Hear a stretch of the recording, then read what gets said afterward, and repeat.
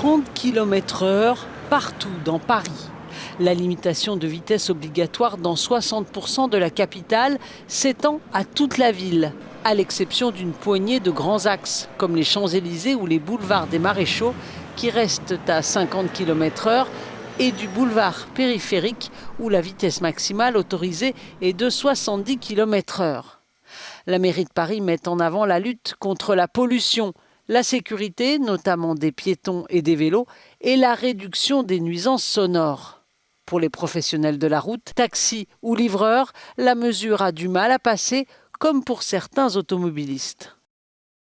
Si on veut que les gens roulent à 30, il faut mettre un petit peu plus haut. Parce que sinon, ça veut dire que potentiellement, on va verbaliser quelqu'un qui se situe à 31 ou 32 km/h. La sanction, elle est lourde. C'est 135 € et la perte de points sur le permis de conduire. Franchement, est-ce que quelqu'un qui roule à 31 km/h est un chauffard qui mérite d'être sanctionné de 135 € d'amende? Je pense pas. 59% des Parisiens sont favorables à la vitesse à 30 km/h, à condition que certains axes restent à 50 km/h. En France, d'autres grandes villes comme Grenoble, Lille et Nantes ont déjà généralisé les 30 km/h.